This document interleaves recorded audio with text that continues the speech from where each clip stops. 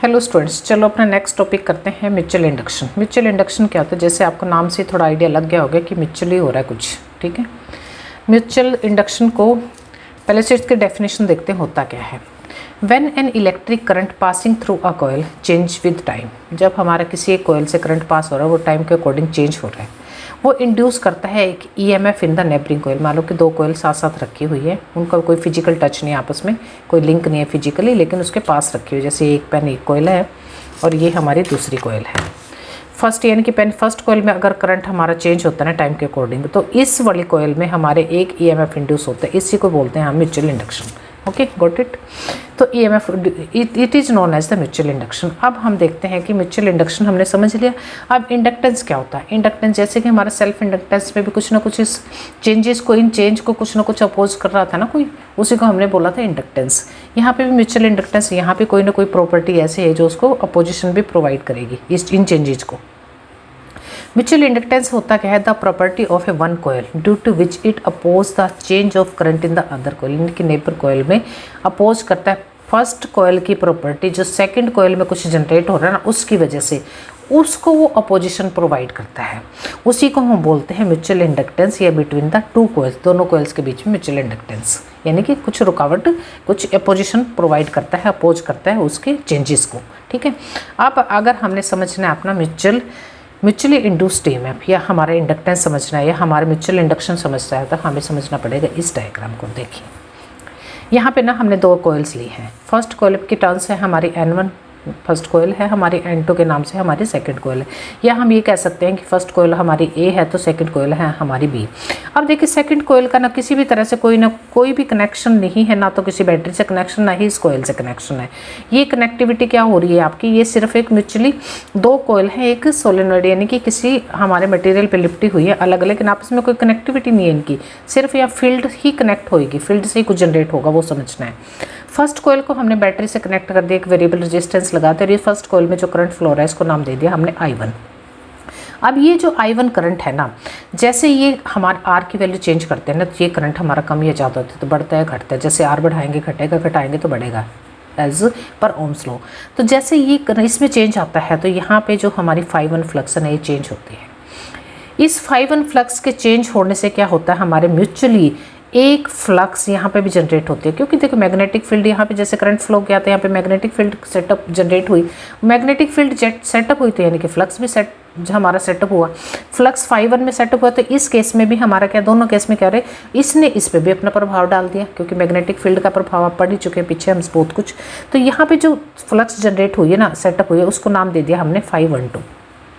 अब इसमें एंड इस कॉइल के अंदर क्या हुआ कि जैसे यहाँ पे करंट में चेंजेज आ रहे हैं ना, इस करंट में चेंजेज आ रहे हैं, तो सेकंड कॉइल में हमारा इन चेंजेस की वजह से क्या हो रहा है, एक ईएमएफ इंड्यूस होता है। इसको हम बोलते हैं म्यूचुअली इंड्यूस्ड ईएमएफ। अगर हम इसको थोड़ा सा डेफिनेशन भी इसकी देख ले तो ये क्या होता है, देखिए। The EMF induced in a coil due to change of the flux produced by neighbouring coil.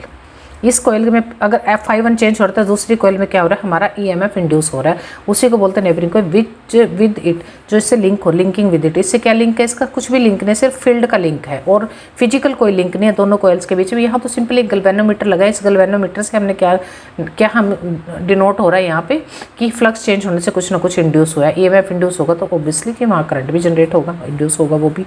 तो इसी को हम बोलते हैं म्यूचुअली इंड्यूस्ड ईएमएफ। अब म्यूचुअली इंड्यूस्ड ईएमएफ की जो मैग्नीट्यूड होगा वो कितना होगा उसको देख लेते हैं।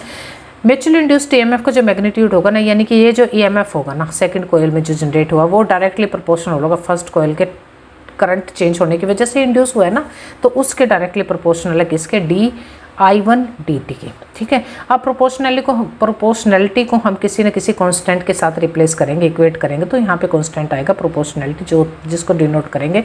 जो सेल्फ इंडक्टेंस था उसके केस में हमने L से किया था, ये हमारा म्यूचुअल है तो इसको कैपिटल M से डिनोट करके हम इसको इक्वेट करेंगे अपने ईएमएफ को। कौन से ईएमएफ को, जो म्यूचुअली हमारा सेकंड कॉइल में जनरेट हुआ है। फर्स्ट कॉइल का कोई लेना देना नहीं है। म्यूचुअल इंड्यूस कहाँ पे हुआ, यहाँ पे एक वोल्टेज जनरेट हुई है, इंड्यूस हुई है सेकंड कॉइल में, किसकी वजह से, इस करंट में चेंज आने की वजह से टाइम के, यानी कि dI1/dt। और यहाँ पे जो इंड्यूस है उसको नाम दिया हमने म्यूचुअल EM, यानी कि इसका सेकंड कॉइल का म्यूचुअल कॉइल इसका जो ईएमएफ है। ये आ गया हमारा ये हो गया इसका मैग्नीट्यूड। एम क्या है, कांस्टेंट ऑफ प्रोपोर्शनैलिटी, इसी को हम बोलते हैं म्यूचुअल इंडक्टेंस। ठीक है, अब इसी एक्सप्रेशन को ना, ये मैग्नीट्यूड होगा। अब इसके ना कुछ एक्सप्रेशंस हैं इसी म्यूचुअल इंडक्टेंस के, जो कि हमारे न्यूमेरिकली हमें ये फार्मूलाज 3-4 तरह के फार्मूला जनरेट होंगे similar as to our first self inductance की वजह से। फर्स्ट मेथड में क्या है, मैग्नीट्यूड क्या होगा, इस EMF का जो हमने अभी पहले किया हुआ है सेम वही चीज़ है। अगर यहाँ से हम इंडक्टेंस की वैल्यू फाइंड आउट करनी है, एम की वैल्यू फाइंड आउट उससे निकाल लेंगे ना हम इस इक्वेशन से। मैग्नीट्यूड ऑफ EMF से ही हम एम को अलग करेंगे तो हमारा क्या आएगा, मैथमेटिकल एक्सप्रेशन और कुछ भी नहीं है, EM voltage divided by dI1/dt। ये हमारी इसकी यूनिट भी हेनरी होते हैं, ये क्योंकि इंडक्टेंस ही है, वो म्यूचुअल था वो सेल्फ था, बस ये म्यूचुअल वो सेल्फ था। अब सेकंड मेथड में क्या करता है, सेकंड में क्या हो रहा है कि वही बात हो रही है जो मैंने अभी समझाई थी। जब हमने दो कॉइल्स हमने कंसीडर की थी, N1 फर्स्ट कॉइल के टर्न्स है, N2 हमारी सेकंड कॉइल के टर्न्स है। I1 करंट हमारा फ्लो करेगा फर्स्ट कॉइल में N1 में, और उसमें जो इस करंट में जो चेंज आएंगे ना, तो हमारे फर्स्ट कॉइल में जो ∅1 फ्लक्स है ना वो भी चेंज होगी। ये ∅1 फ्लक्स हमारी क्या होती है, दूसरी कॉइल के साथ क्या होती है, यहाँ पे भी सेटअप हो रही है ना मैग्नेटिक फील्ड की वजह से, तो उस लिंक दूसरी जो कॉइल्स है ना N2 कॉइल्स है, वो भी हमारी क्या करते हैं, वहाँ पे हमारी फ्लक्स क्या हो रही है, चेंज हो रही है, जिसका नाम है ∅12। अब सेकंड कॉइल की जो फ्लक्स है ना ∅12, उसकी चेंज होने से वहाँ पे एक म्यूचुअली इंड्यूस्ड यानी कि EMF इंड्यूस होता है सेकंड कॉइल, जो मैं भी समझा चुकी वही चीज़ है। तो यहाँ पे हमारा क्या होगा, बस थोड़ा सा हमारा फार्मूले में चेंज आएगा, कुछ भी चेंज नहीं, ज़रा सा चेंज आएगा। अब हमें पता है मतलब मैग्नीट्यूड के अकॉर्डिंग हमारा म्यूचुअल इंड्यूस्ड यानी EMF क्या आता है, MdI1/dt, और dt करके लिया तो मैंने क्या लिख दिया, MI1।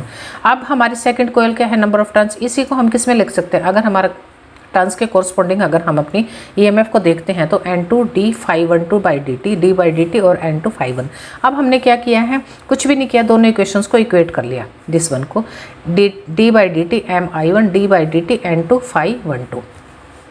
जब मैं इसको इक्वेट कर रही हूँ तो मेरे क्या हो गया, dt हमारे d/dt दोनों साइड हमारे कैंसिल हो गए, तो MI1 इक्वल्स टू क्या आ गया, सेकंड कॉइल के number of turns, second coil की फ्लक्स, इसके इक्वलेट। अगर यहाँ से हमें M की वैल्यू जनरेट करनी है तो हमें क्या है, हमारा मेन मोटिव क्या है, M की वैल्यू निकालनी, 2-3 मेथड यूज़ करके 2-3 तरह से M हमारा किस तरह से निकलता है, किस तरह से हम M को अपने को जनरेट कैलकुलेट करते हैं। ठीक है, क्या आएगा, अब ये M की वैल्यू क्या आ गई, N∅12 यानी कि सेकंड कॉइल का ही number of turn, second coil की चेंजिंग फ्लक्स और फर्स्ट कॉइल का करंट, ये आ गई हमारे सेकंड मेथड के अकॉर्डिंग हमारी ये किसकी वैल्यू आई है, म्यूचुअल इंडक्टेंस की। अब हम तीसरा मेथड क्या आएगा हमारा, तीसरा मेथड में हमें पता है ना सेकंड मेथड में क्या आया था हमारा, सेकंड में हमारा क्या जनरेट हुआ है, फाइनली जो जनरेट हुआ था ये सेकंड कॉइल का ही हमारा टर्न्स, सेकंड कॉइल की फ्लक्स और फर्स्ट कॉइल का करंट।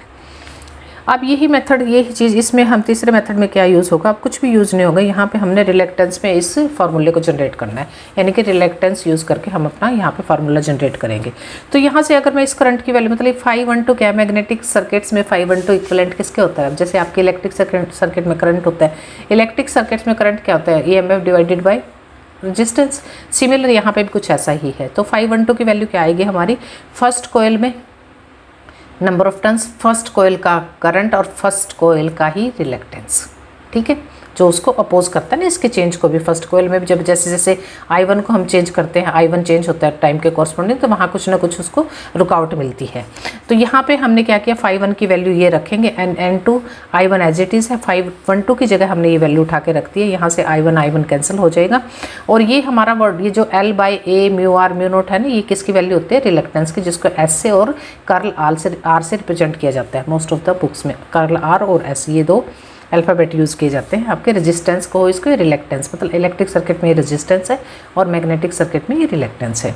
तो यहाँ पे क्या आया हमारा म्यूचुअल इंडक्टेंस किसके इक्विवेलेंट आ गया, N1 N2 यानी कि दोनों कॉइल्स का टर्न्स यानी कि उसकी कॉइल की टर्न्स मीन्स वायर के लपेटे, यू कैन से दैट, और डिवाइडेड बाय S यानी कि उसका रिलेक्टेंस। ये हमारा तीसरा, ये किस लिए जनरेट किया मैंने 3 मेथड, क्योंकि अगर कोई न्यूमेरिकल आता है जहाँ पे टर्न्स ये दोनों कॉइल्स की दे रखी है, रिलेक्टेंस की, तो सीधा वो पूछता है तो M की वैल्यू निकालो, सीधा फार्मूला पुट करेंगे। ठीक है, तो ये हो गया हमारा सेकेंड हमारा mutual inductance, mutual induced EMF, ये हमारा फिनिश हुआ इस टॉपिक का, इस यूनिट का ये topic. Thank you very much.